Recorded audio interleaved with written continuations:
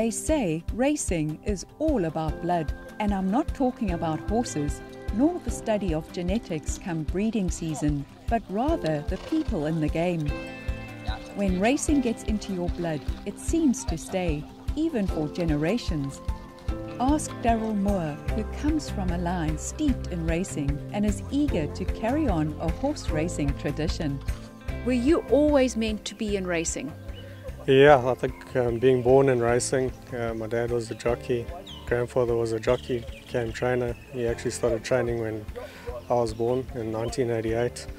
And yeah, it was always destined from there. I've always loved horses and always wanted to be around horses. Daryl remembers one particular horse his grandfather Ivan trained when in Zimbabwe, called Man in the Moon.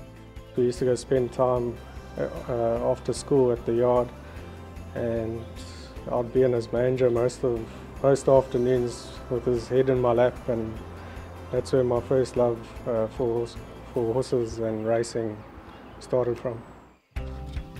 You wanted to be a jockey, if I remember correctly. Yeah, I was a young boy. That's all I ever dreamt about. From the early years, it was evident that Daryl held a deep fascination for horse racing, inspiring to become a jockey as he was growing up.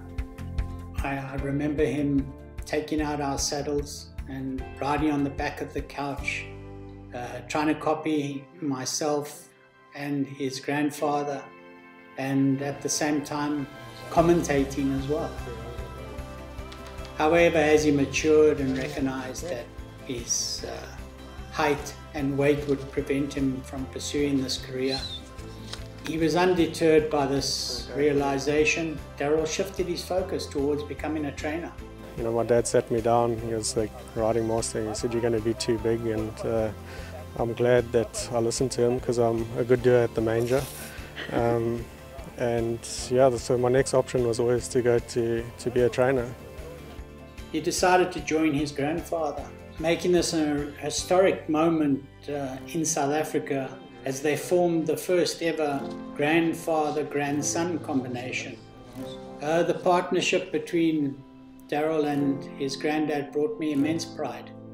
And witnessing their joint efforts was truly gratifying. You worked with your grandfather Ivan for several years. Tell me about that, and do you still have a really good bond with him? Yeah, we worked together, I think started in 2014. Yeah, we still chat on a regular basis. If I'm stuck on something, he's only a phone call away. So yeah, he was always following the horses, following my career keenly. So yeah, it's good to have him around still. And your dad in Joburg, does he also follow your progress? He does, yeah. He's always the first one to criticize, but yeah, he follows my career closely as well, and it's just nice to have people like that around you. Yeah.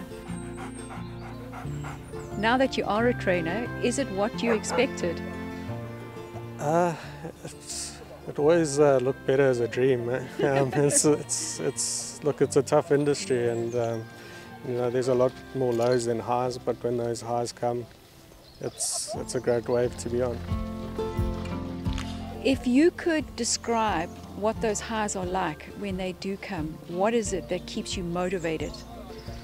I don't think there's actually words that you can't really put it into words. I mean, like that win with Canadian Summer. Canadian Summer's towards the inside. Rock the Fox is running on from behind. Canadian Summer, Rock the Fox on the outside. They hit the line. I still cannot describe the feeling the high that we were on that day, you know. Probably took us 2-3 days to come down from it. Daryl Moore's nearly in tears, and he's got every right to be. First Group 1 winner for Daryl Moore. First Group 1 winner for Preggison Sundram. Yeah, it's you can't put it into words really. It's just all your hard work and effort to see them come past the post first is just so rewarding. What has a filly like Canadian Summer done for you? Oh, she's changed my life. You know, when people sort of doubted me before, she's opened up a good few doors to some new clients, and even clients that have always stuck by us, they have a lot more faith in us, and yeah, she's just changed my life for the better, you know.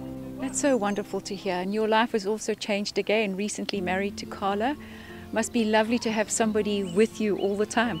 Yes, yeah, Carla's been amazing, you know, she loves the horses and she's always behind me, supporting me, and, you know, on those low days she always brings me up, and yeah, it's just really special to have her around with me every day.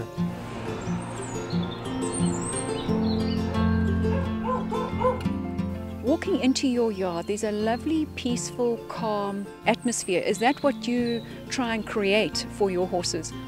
Yes, obviously I'm a calm person, so I like to have that environment and have it as quiet as possible so that the horses, they can enjoy their place. That's where they spend most of their time, so you've got to make it as comfortable as possible for them. And that even includes having a resident sheep. Tell us about the sheep and the history to her. So we actually bought her for a horse that retired about a year ago, and we just couldn't get rid of her. She was obviously become part of the family there, and we found another horse that took to her, and yeah, there she is. She's living her best life at the yard. What do sheep do for some horses? Well, especially horses that box walk, and that they calm them down and usually stop the box walking, and it's just a nice companion for them to take their mind off of things and, you know, basically keep their mind occupied. I see you've got a really good group of people, staff, working with you. Yeah, we've had staff for years. Actually, most of them started with my grandfather, so they've been with the family for a good 10, 12, I think some guys even 15 years, you know. So it's a great bunch of guys. They work hard, and it makes my job easier not to be on their case all the time. They just know what to do. What have you learned most from Ivan? I think probably being patient with the horse and giving the horse every opportunity to reach its true potential. Ladies and gentlemen, welcome Daryl Moore and Preggy Somasundram. So how important is it to have owners who are understanding?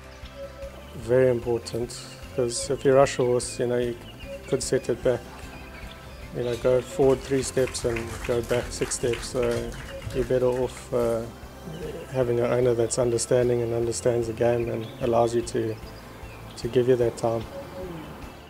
If I can ask you, did Ivan give you any advice about training horses? No. He didn't. He did. You know, he always told me to keep my head down and work hard. You know, try to be the best that you can be, and that's what I try to do every day. Attention to detail, and just, yeah, you got to look into their program months ahead and plan which way you're going, and a lot of planning goes into it, and sitting behind the desk looking at the program, which routes we're going, which not to go. Are you encouraged by some of the recent moves in the game? Yes, I am. I think, you know, Hollywood and Greg Bortz have done a lot for the game.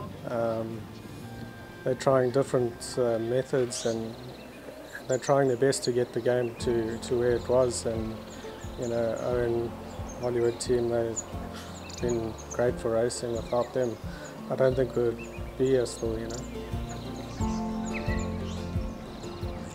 I've always thought my grandfather's always been my hero, you know. Always looked up to him as a trainer. Well, I can only say that I really admire Daryl in what he's done, what he's doing. He's really shown himself to be what he wanted to be, a trainer of horses. I think also once racing's in your blood, it's hard to get it out of your family as well. I think it's a way of life.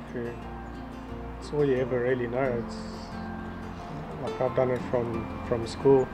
My grandfather's done it from when he was a young boy, becoming a jockey, and it's all we've ever known, and that's how we know our lives.